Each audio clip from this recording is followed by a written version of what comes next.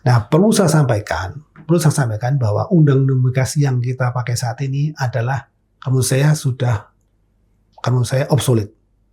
Karena apa? Tidak ada transisi energi. Amonia ini kan industri petrokimia, di mana kita suatu saat harus memproduksikan amonia. Sekarang kita sudah berproduksi dari tahun 2017.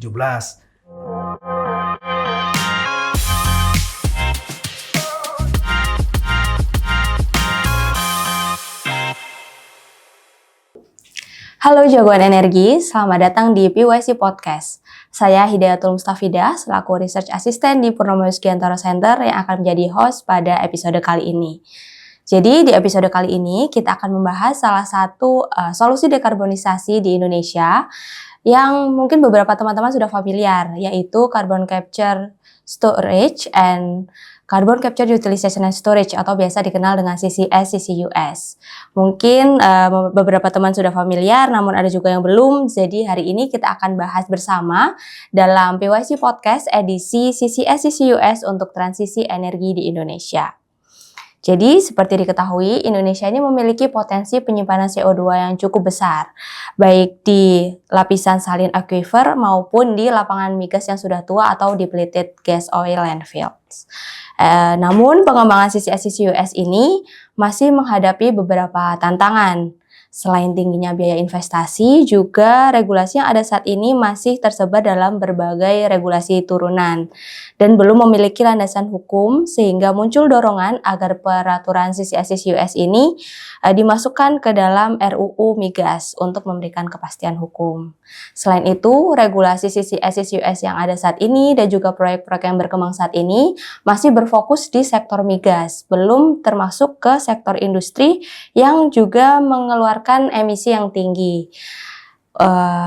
Padahal industri-industri tersebut juga membutuhkan solusi dekarbonisasi seperti CCS CCUS. Untuk itu, kita akan mencari tahu lebih dalam bagaimana sebenarnya pengembangan CCS CCUS di dua sektor tersebut. Yang pertama di sektor migas dan juga di sektor industri. Kali ini saya sudah bersama dengan dua ahli dari dua sektor berbeda. Yang pertama adalah Profesor Insinyur Tutuka Aryaji, MSc PhD. Beliau adalah Direktur Jenderal Minyak dan Gas Bumi Kementerian ESDM tahun 2020 tahun 2024 dan juga merupakan Guru Besar Fakultas Teknik Pertambangan dan Perminyakan Institut Teknologi Bandung. Terima kasih Pak Tutuka. Terima kasih, terima kasih, selamat siang. Dan yang kedua, dari sektor industri, kita sudah mengundang Bapak Insinyur Haposana Pitupulu, MSc PhD, selaku Senior Upstream Advisor PT Panca Amara Utama, yaitu perusahaan produsen amonia yang berlokasi di Sulawesi Tengah. Selamat siang, Pak. Terima kasih telah hadir di PYC. Terima kasih Pak Tutuka dan Pak Haposan telah berkenan hadir di PYC untuk kita diskusi ya Pak, dan berbagi insight bersama. Baik, kita mungkin langsung masuk ke sesi diskusi. Jadi mungkin saya ingin dengar dahulu dari Pak Tutuka selaku Dirjen Migas pada tahun 2020 hingga 2024, Pak. Pada saat itu berperan langsung ya Pak dalam penyusunan regulasi terkait CCS CCUS. Sebenarnya bagaimana sih Pak posisi CCS CCUS ini dalam transisi energi di Indonesia? Menurut Bapak bagaimana? Iya, jadi grand skenario-nya transisi energi itu besar. Di dalamnya ada salah satunya CCS CCUS, ada yang lain, dekarbonisasi yang lain. Nah, kita sadari CCS CCUS itu sesuatu yang sebetulnya sudah mengakar, terutama CCUS. CCUS itu di kita biasa dilakukan di industri migas, bisa salah satunya disebut sebagai enhanced oil recovery atau enhanced gas recovery, ya bisa disebut sebagai itu salah satunya. Jadi sudah punya pengalaman yang panjang. Lebih dari itu, skala yang bisa diterima, skala yang bisa ditangani oleh CCS CCUS itu besar untuk mengurangi emisi renewable CO2 itu besar, sehingga bisa dikategorikan ini CCS CCUS ini menjadi enabler untuk transisi energi. Nah, terlebih lagi sudah diidentifikasi kapasitas storage-nya untuk di Indonesia waktu itu pertama distudi oleh Lemigas dan kita konfirmasikan dengan yang lain itu cukup besar seperti tadi disebutkan hampir 600 ya gigaton, terutama sebagian besar di saline aquifer atau di air formasi ya di bawah tanah. Tapi di deep reservoir juga cukup hampir 5 gigaton, dan Indonesia banyak sekali lapangan yang depleted. Jadi bisa dalam jangka pendek itu bisa digunakan sebagai mitigasi pengurangan emisi removal. Jadi saya pikirkan sebagai prime mover atau lokomotif untuk pengurangan emisi CO2 ini dimulai dari industri migas karena sekarang sudah besar, kemudian infrastruktur dan substrukturnya sudah siap. Infrastruktur itu lebih siap lah dari yang lain, walaupun saya akan sebutkan nanti tetap ada masalah di situ, hurdles-nya di situ. Nah, lembaga-lembaga yang terkait, ada SKK Migas, ada Dirjen Migas, itu sudah siap menangani ini. Jadi cukup lengkap lah. Plus regulasi yang menurut saya sebetulnya sudah cukup in place. Dalam implementasi sudah in place, jadi tinggal jalan saja. Nanti ada beberapa regulasi yang dibutuhkan supaya ini lebih berjalan. Sekali lagi, transisi energi Indonesia itu enabler-nya adalah CCUS. Karena apa? Kita menyadari juga potensi ke depan Indonesia itu adalah gas yang sangat besar. Ada di Blok Andaman, di utara Sumatera, di utara Bali, Lombok. Selain yang sudah ada di Masela, ada yang di Selat Makassar. Itu potensinya gas. Nah, di Indonesia sebagian besar gas itu akan mengandung CO2 kalau diproduksikan nanti ya. Kecuali yang di Selat Makassar mungkin itu bersih. Nah, CO2 itu dikemanakan kalau kita mau produksikan? Nah, dalam skala besar, dan industri kita sudah bisa memiliki kemampuan menangani itu, sehingga CCS itu menjadi yang kita harapkan sebagai enabler. Ya, baik.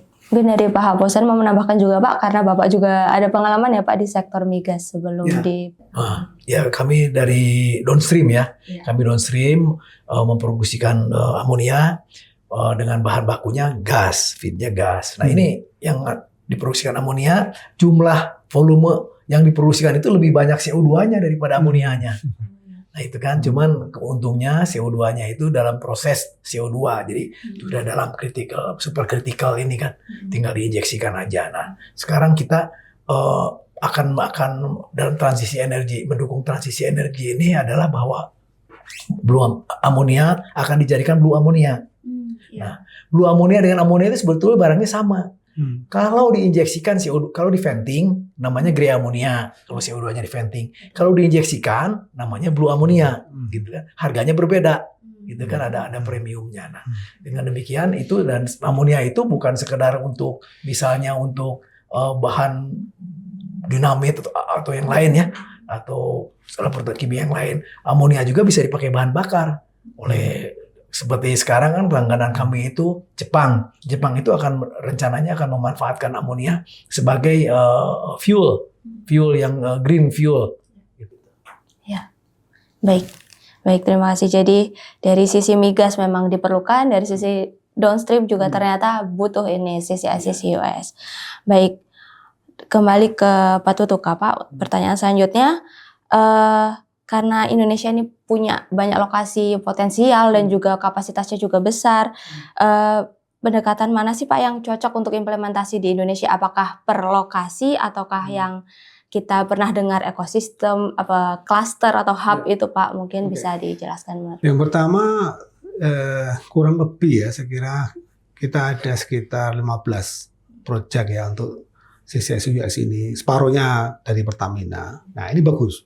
Ini bagus, kita sudah mulai start ini, dan saya kira hampir semuanya itu akan mulai start itu akhir sebelum tahun 2030 lah, sebelum tahun 2030. Yang paling maju saya kira yang dari BB skala besar dan sudah di-approve. Jadi BB itu mempunyai plan of development untuk lapangannya, salah satu lapangan di sana, dan sudah di-approve oleh pemerintah, PUD-nya ada, di dalamnya sana ada CCUS, Enhanced Gas Recovery. Nah, juga ada Masela yang sudah di-approve juga PUD-nya, Masela itu CCS. Jadi disimpan di dalam aquifer di bawah sana. Nah, yang lain-lain juga ada Sukowati dan yang lain yang milik Pertamina itu cukup ada separuhnya dari 15 tadi. Nah, begini. Pertamina banyak depleted reservoir ya yang bisa dipergunakan untuk itu. Dan itu menjadi yang target pertama menurut saya. Karena depleted reservoir itu lebih mudah, ya, lebih mudah dan bisa dilakukan. Sudah punya pengalaman, sudah diketahui berapa kapasitasnya lebih pasti ya daripada yang saline aquifer. Jadi itu bisa dipakai untuk ditargetkan untuk itu. Jadi namun demikian permasalahan utama memang saat ini masih di cost yang tinggi. Jadi kalau masing-masing proyek itu nanti akan mahal. Kalau menjadi cluster, menjadi hub itu akan murah. Jadi sebaiknya diupayakan jadi hub. Contoh misalkan di Sumatera Selatan. Sumatera Selatan tuh sebaiknya dipilih ya hub di mana gitu untuk pengumpulan CO2 dari berbagai sumber emisi. Dan itu akan murah. Pengalaman di Amerika demikian, Exxon yang harganya mulai itu 150-an gitu US dollar per ton, dengan hub itu bisa di bawah 20 karena lebih murah ya. Jadi hub ini yang menyesuaikan. Nah, hub ini tentunya bagian dari ekosistem. Ekosistem ini kan bisa begini, tidak hanya industri migas. Industri luar migas juga bisa diajak. Karena di dalam peraturan yang sudah ada, sudah bisa memasukkan industri luar migas. Ya, dan peraturan yang sudah sekarang ini ada 3 peraturan, 1 Perpres, 2 Permen itu sudah bisa memasukkan industri dari luar migas. Nah, syaratnya adalah dimasukkan di plan of development lapangan migas itu sendiri. Jadi kalau ada CO2 dimasukkan ke suatu lapangan, dia dimasukkan dalam PUD-nya, plan PUD-nya, sehingga nanti bisa dengan proses mekanisme yang ada, misalkan cost recovery gitu ya, kalau PSI-nya cost recovery gitu, ya dijalankan dengan itu. Jadi hub itu penting, dan ekosistem lebih besar itu akan lebih mendukung lagi. Ya.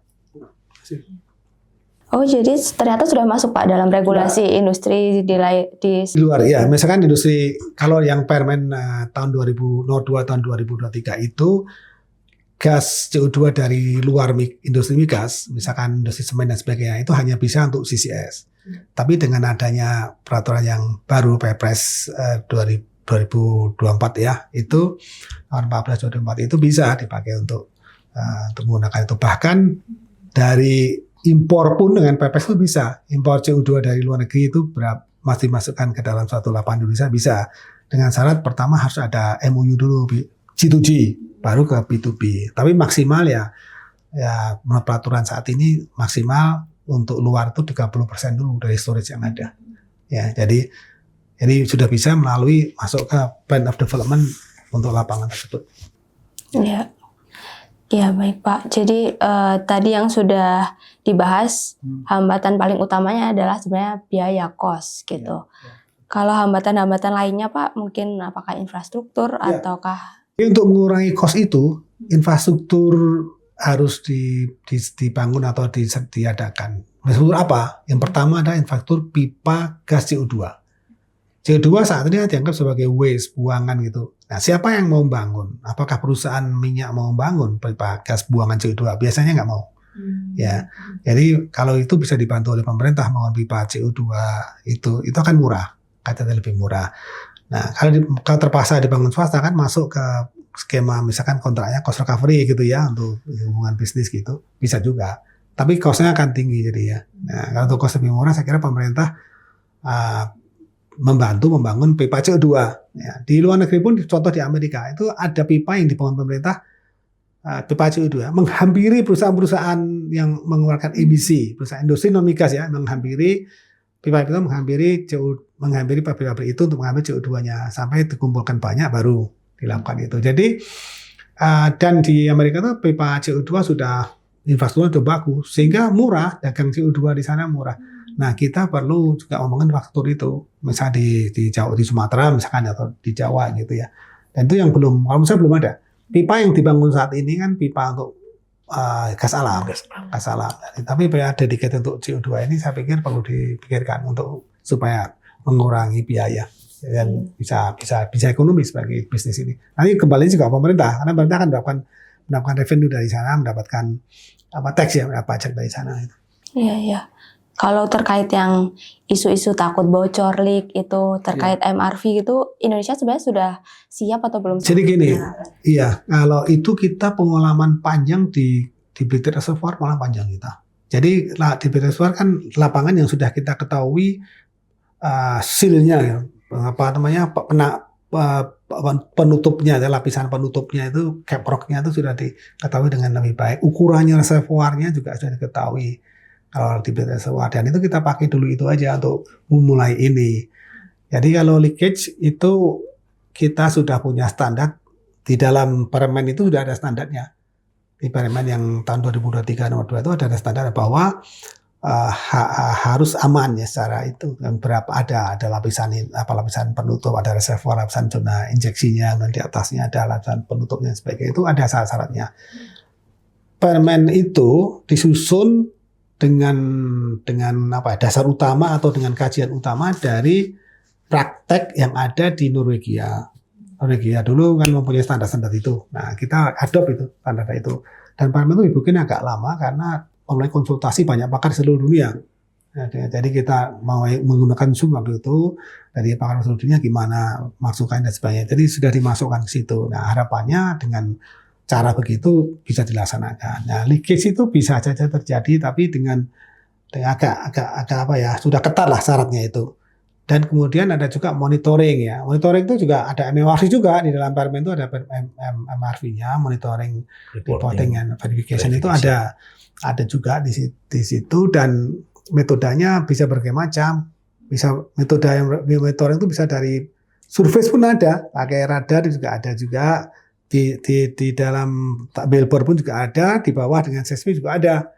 Nah, jadi itu sudah peralatannya kalau menurut saya sudah established, mereka sudah terbiasa itu, kan tambah berbagai macam dari yang lain. Di industri ini, di abu industri, di kegiatan CCS ini, teknologi MRV ini memang lebih banyak daripada di industri migas biasa. Nah. Baik Pak, mungkin ini pertanyaan terakhir untuk industri migas, untuk Pak Tutuka berarti ya, terkait yang tadi saya sudah sebutkan di awal bahwa saat ini kan sudah ada beberapa regulasi, Bapak juga sudah menyebutkan 2 Permen, 1 Perpres. Nah, bagaimana sih Pak urgensi regulasi supaya untuk CCS ini bisa masuk ke RUU Migas itu apakah perlu atau bagaimana? Gini, karena ini jangka panjang ya. Jadi kalau menurut saya kan 20-30 tahun ke depan itu perlu secure. Jadi ini perlu dilindungi atau berada di dalam naungan undang-undang migas. Nah, perlu saya sampaikan bahwa undang-undang migas yang kita pakai saat ini adalah menurut saya obsolete. Karena apa? Tidak ada transisi energi. Tidak ada CCS. Jadi obsolete dan harus direvisi. Kalau saya direvisi, memasukkan transisi energi ini, salah satu diantaranya adalah CCS. Karena ini enabler kita untuk masa depan kita menggunakan energi transisi gas. Jadi, kalau saya urgensinya tinggi. Menjamin Permen, Perpres tadi bisa terlindungi, bisa terus dipakai gitu ya, dalam jangka yang cukup ya, karena proyek seperti ini atau kegiatan seperti ini perlu waktu lama. Karena sekarang masih mahal, nanti lama-lama murah itu perlu ada R&D. Jadi perlu dimasukkan di sana ini CCS itu. Jadi kalau saya sih top priority lah di dalam migas itu memasukkan komponen unsur-unsur transisi energi, diantaranya CCS di dalam undang-undang migas. Baik, terima kasih Pak Tutuka. Mungkin kita sekarang bergeser ke sektor industri. Pak Haposan tadi sudah di-spill sedikit terkait Panca Amara Utama ini mengimplementasikan blue ammonia gitu ya Pak. Mungkin bisa diceritakan juga kenapa PAU ini tertarik untuk mengembangkan blue ammonia dan merupakan jadi satu-satunya ya Pak yang mengembangkan blue ammonia di Indonesia untuk saat ini. Oh, yang pertama. Ya, betul, untuk saat ini. Jadi kami melakukan untuk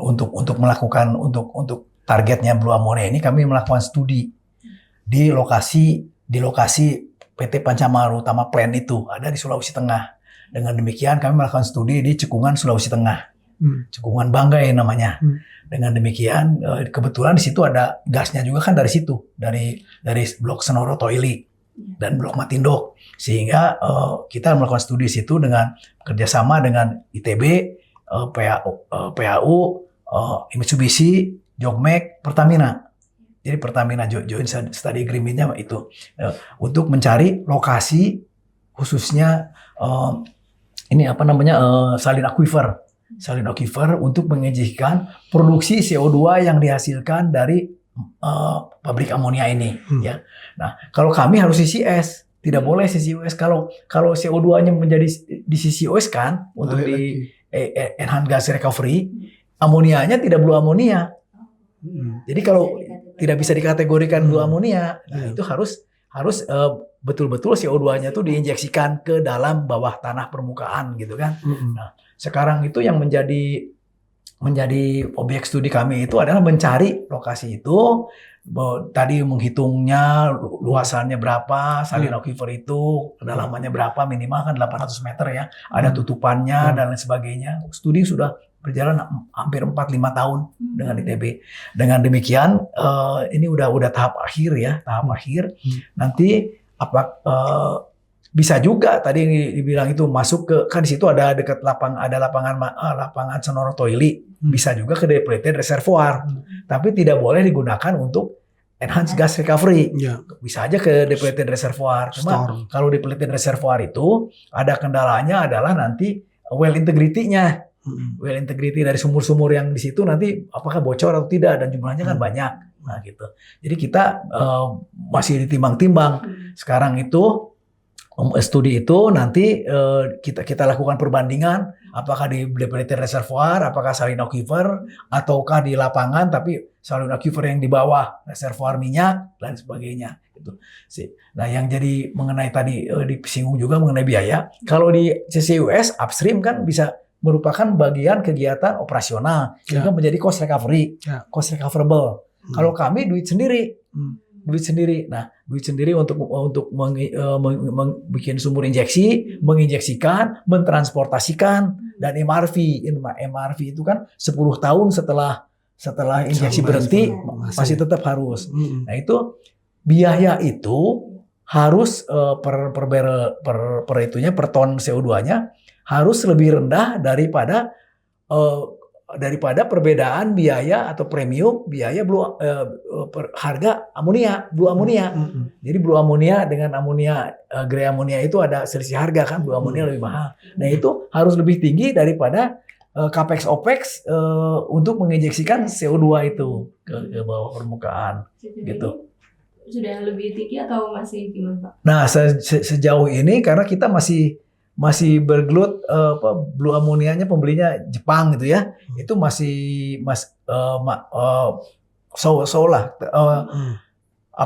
tergantung kepada lokasinya di mana. Nah, kalau lokasinya di offshore kan kami juga sampai ke offshore. Kalau di offshore tentu lebih tinggi biayanya. Nah, kalau di onshore-nya di mana? Apakah dekat dengan lokasi atau jauh dari lokasi gitu. Kan kalau dekat dari lokasi pipanya pendek aja, tapi kalau jauh pipanya panjang, biaya juga kompresor segala macamnya itu. Sehingga masih dalam hitung-hitungan nanti kami akan tentukan mana yang paling optimum yang bisa lebih rendah daripada premiumnya blue ammonia itu. Gitu ya. Jadi salah satu yang membuat PAU ini tertarik karena blue ammonianya ini punya harga premium gitu ya Pak? Iya. Ya blue ammonia itu tentunya punya harga premium. Dan itu kebetulan untuk di transisi energi itu dikategorikan sebagai ini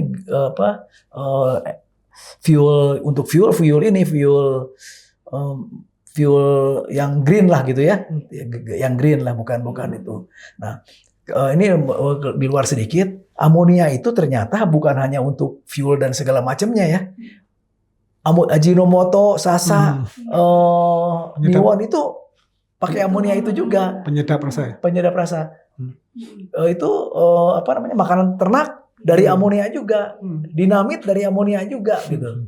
Nah, jadi kalau kita tadi berbicara di sini transisi energi tentu hubungannya ke fuel, ya sebagai fuel amonia itu. Nah, kami itu yang pertama kali melakukan kegiatan CCS untuk target blue ammonia di Indonesia ya. Yang lain ada mungkin tapi baru tahap MOU segala macamnya ya. Kami sudah maju dengan ITB udah 4-5 tahun studi. Mudah-mudahan di tahun 2030 itu kita bisa menginjeksikan CO2 ke bawah permukaan. Ya. Kalau gitu Pak, mungkin tantangan lainnya maksudnya termasuk selain industri Bapak mungkin ya, karena kan kalau blue ammonia berarti sudah ada marketnya ternyata banyak, tidak hanya fuel, bisa ke makan ternak dan lain-lain. Mungkin kalau industri lain belum ada yang bisa menerima, maksudnya bukan selain blue ammonia ini Pak, maksudnya misalkan dari semen, apakah disebut blue semen atau baja blue steel gitu Pak, belum ada gitu ya mungkin Pak. Beda ya kalau semen itu CO2-nya itu ditangkap, direct air capture. Itu mahal sekali biayanya, atau dari PLN ya, dari pembangkit listrik tenaga batu bara gitu ya. Itu kan ditangkap. Kalau dari amonia itu udah terpisah gitu. Sudah terpisah. Tinggal dirubah aja menjadi mungkin untuk pada super critical phase ya, supaya keadaan kondisi cair dan gas itu diinjeksikan gitu. Berarti kemurniannya juga sudah tinggi gitu ya Pak? Kenapa? Kemurniannya udah tinggi, udah 97% kemurniannya. Tapi kalau kita berbicara dengan ini kebutuhan blue ammonia segala macam itu, ini kita berbicara untuk fuel. Berbicara itu Jepang akan menggunakannya untuk fuel, untuk pembangkit listrik, untuk kapal, untuk apa? Untuk sebagai itu, untuk menggantikan energi fosil, kan gitu. Mungkin kalau misalkan sektor migas tadi sudah banyak regulasinya, kalau di industri saat ini gimana Pak menurut Bapak? Nah di industri ini blue ammonia ini kan industri petrokimia, di mana kita suatu saat harus memproduksikan amonia. Sekarang kita sudah berproduksi dari tahun 2017. Nah, jadi masalahnya itu adalah kita banyak masa situ pada waktu nanti mau menginjeksikan, itu diinjeksikan di wilayah sebagian besar data-data subsurface itu ada dimiliki di wilayah kerja aktif migas. Wilayah kerja aktif migas. Sehingga sampai saat ini belum terlalu tegas ya. Kalau kan di Permen atau di Perpres bahwa itu injeksi itu boleh dilakukan di wilayah kerja migas, di wilayah kerja tambang atau di open area, gitu kan. Nah kebetulan kami ada di wilayah kerja Pertamina, wilayah kerja Pertamina. Nah, nanti kerjasamanya dengan Pertamina itu bagaimana gitu? Apakah kami usul kepada memang itu kan oleh di Kepres itu ya? Kepres 14 itu dimungkinkan kita minta ke pemerintah untuk menginjeksikan di wilayah kerja migas. Nah, tapi nanti apakah si Pertaminanya itu juga menyetujui atau tidak gitu kan? Nah, ada suatu usulan dari kami bahwa ada baiknya untuk ke depan itu kita melakukan semacam KSO aja nih, Prof. Seperti KSO di migas. KSO migas kan kerjasama operasi. Jadi si wilayah kerjanya wilayah kerja Pertamina yang mengerjakannya PAU lapor ke Pertamina. Nah, kalau di open area kan si PAU ini lapor langsung ke SDM. Tapi ini enggak, karena di wilayah kerja Pertamina si PAU ini berkoordinasi atau lapor ke Pertamina. Pertamina lapor ke SKK atau SDM. Tapi ada masalahnya juga di sini. Nah, nanti bukan masalah ya, tambahannya itu bahwa nanti kegiatan PAU ini harus masuk di WPNB-nya Pertamina. Karena ada di wilayah kerja Pertamina. Gitu. Tapi biayanya biaya PAU. Nah, itu belum terlalu dielaborasi oleh Kementerian oleh SDM atau oleh SKK Migas. KSO ini itu salah satu solusinya agar tidak terjadi dispute. Misalnya kata PAU, saya mau lokasi ini. Oh, itu wilayah kerja kami, tidak boleh ada. Supaya tidak terjadi begitu, maka kami nanti akan mengusulkan kerjasama semacam kerjasama operasi di hulu migas. Nah, dengan demikian kami tetap berkoordinasi, lapor ke Pertamina EP. Yang mengerjakan kami, tapi Pertamina lapor ke Pertamina EP, rencana kerja lapor ke Pertamina EP memasukkan di dalam WPNB-nya dan dilaporkan ke SKK Migas. Gitu. Ya, jadi bersinergi ya Pak, maksudnya nggak migas-migas sendiri, industri-industri sendiri. Yang belum selesai nih, semuanya Pak Aposan belum selesai, bahwa itu adalah bentuk bisnis.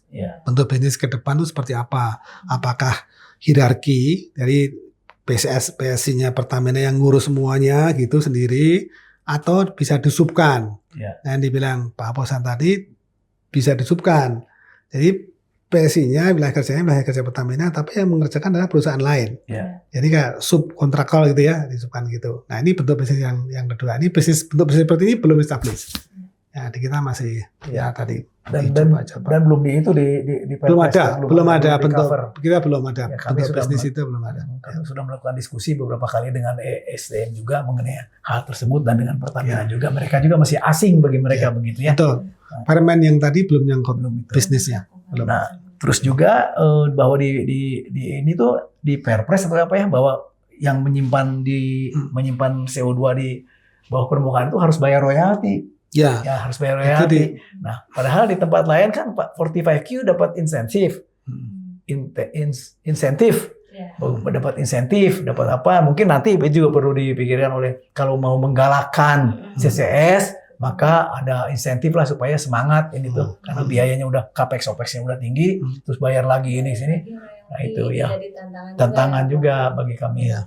Sehingga mudah-mudahan aja pemerintah bisa menghitung mungkin dalam jangka berapa tahun, mungkin ada itu ya, ada holiday-nya gitu ya. Ada holiday-nya, tidak.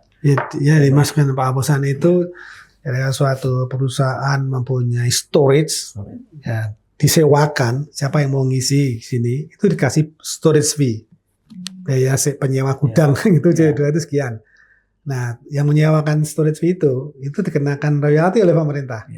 Gitu maksudnya. Kayak seperti pajak lah gitu ya. Kalau kita punya nyewain gudang gitu ya, pemerintah memajakin. Kurang lebih itu royalti. Nah, yang diinginkan supaya ini jalan, jangan dulu royaltinya gitu ya. Mungkin bentuknya insentif nanti. Ya, itu masih kita praktek itu belum jalan lah kita. Jadi kita pemerintah jalan. Mungkin dengan kasus-kasus ini jadi ada masukan ya ke pemerintah. Karena di luar itu 45Q dikasih kan $85 kan per ton. Kalau kita menginjeksikan CO2 dapat $45 untuk jangka berapa tahun. Kemudian setelah itu nanti insentifnya pajak atau apa gitu. Kemudian pajak. Iya.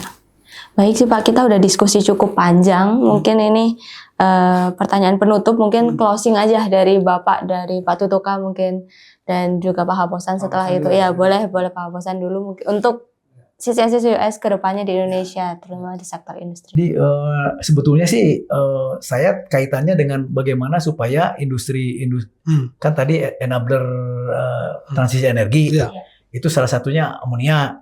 Ya, amonia. Bagaimana mengembangkan supaya industri amonia ini berkembang, gitu kan ya? Supaya industri geokimia ini, saya dokter geokimia. Supaya industri petrokimia ini berkembang, tentunya harus menarik bisnisnya gitu, menarik bisnisnya. Ini Prof. Jadi menarik bisnisnya itu industri petrokimia itu akan menarik kalau harga gasnya itu diformulasikan terhadap harga produk. Kalau dia fix, itu nggak menarik gitu dengan harga produk. Misalnya saat harga amonia 800 pernah kan waktu COVID itu 800, kami bayar $13. Nah, upstream dapat windfall. Saat harga amonia rendah, kami bayar $34, $45 gitu. Tapi ya tentu ada baseline-nya. Ada baseline-nya. Nah, itu. Dan juga mudah-mudahan untuk kedepannya pemerintah tadi udah kita sampaikan mengenai status wilayah kerja itu ya bisa kooperatif dengan Pertamina, dengan apa. Jadi kita bisa, selama ini kita kooperatif aja dengan Pertamina tuh. Tidak ada itu, tapi sebaiknya ditampung di tadi ini bilang Pak Tutuka, atau apakah di undang-undang migas atau di permen atau di mana gitu ya, yang KSO itu. Juga mengenai tadi kan udah mengenai harga, terus mengenai di bisnisnya, terus mengenai ininya kan kami ini upstream, tapi harus menginjeksikan kan. Nah, kalau tidak punya tidak punya pengalaman untuk menginjeksikan CO2 gitu kan, drilling segala macamnya. Tentunya kami harus kerjasama dengan perusahaan yang reputable internasional. Iya. Baik, terima kasih Pak. Pesan dari Pak Ketua, Pak. Kalau saya ini bisa push gitu ya, bisa tinggi, bisa cepat volume besar itu kalau bisnis karbon kredit jalan. Ya, karbon kredit ini kan kita belum jalan-jalan karena berbagai hal. Salah satunya adalah mendorong ini kan perlu pajak yang jelas. Pajak karbon berapa Indonesia? Itu kan kita masih terendah sehingga tidak mengencourage ini. Tempat lain tetangga kita udah cukup tinggi sehingga orang harus menginjeksikan ke dalam atau preferable menginjeksikan ke dalam tanah ya kalau CCS US daripada bayar pajak. Selama pajak itu murah, dia bayar pajak. Nah, ini belum jelas kan? Satu dari sisi pajak. Dari sisi skemanya bisnis kan juga belum jelas apakah kita mau tax and royalty atau kita mau pakai EPS gitu ya. Ini kita belum tentukan. Nah, atau mungkin bisa aja di float nanti jalanin dulu gimana. Jadi itu perlu kalau ada cap misalnya, ada cap enggak gitu ya supaya mendorong ya.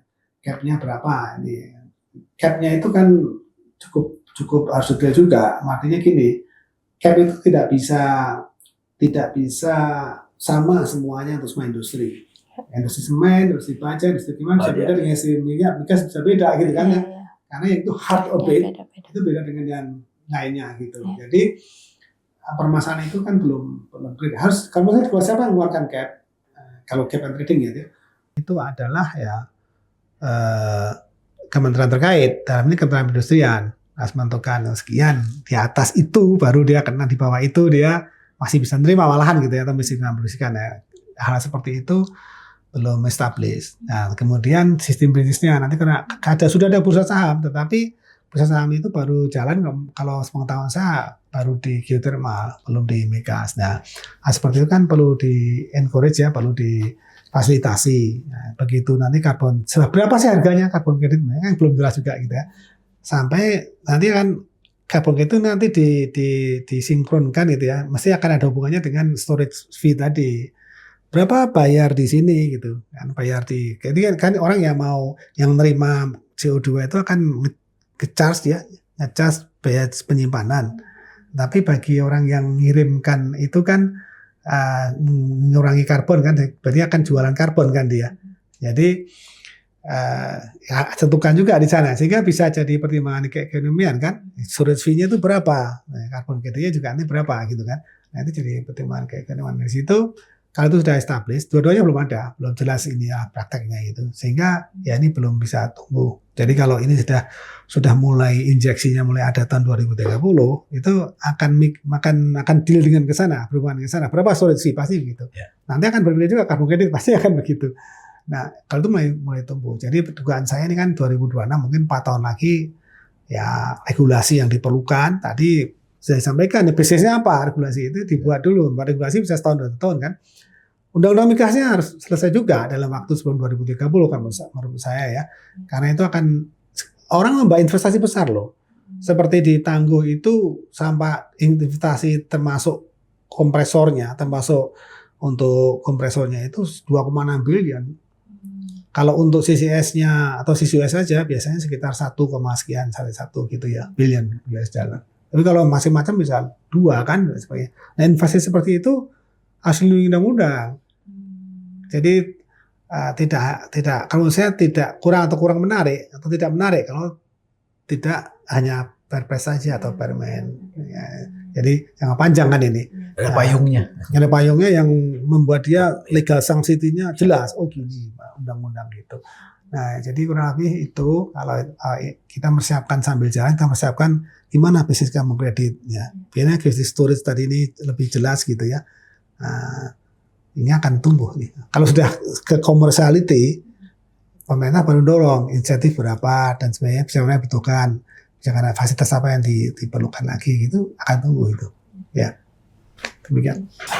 Baik, kita sudah sampai di penghujung sesi diskusi. Terima kasih banyak Pak Tutuka dan Pak Haposan untuk insight yang menarik. Jadi memang CCS ini sebenarnya sudah mulai diimplementasikan dan mulai inisiasi dari pemerintah pun sebenarnya ada, terlihat dari permen dan perpres yang sudah ada, tapi memang perlu payung hukum yang lebih jelas untuk menaungi. Dari sisi industri pun sebenarnya juga sudah ada ketertarikan untuk mengembangkan, tapi perlu dukungan pemerintah juga ya Pak, dan juga pihak-pihak lain yang terlibat dalam CCS ini. Sekali lagi saya ucapkan terima kasih Pak Tutuka dan juga Pak Haposan untuk waktunya dan juga insight yang menarik untuk kami. Nanti jangan bosan ya Pak kalau kami undang lagi di acara-acara PYC selanjutnya. Baik, untuk Jagoan Energi jangan lupa untuk ikuti terus edisi PYC Podcast karena kita akan membahas isu-isu terkini seputar energi dan juga keamanan energi. Dan jangan lupa juga ikuti sosial media kami @purnomo_yuskiantoro_center karena kami terus membagikan isu-isu terkini dan juga kegiatan-kegiatan yang diadakan oleh PYC. Sampai jumpa di edisi PYC Podcast berikutnya.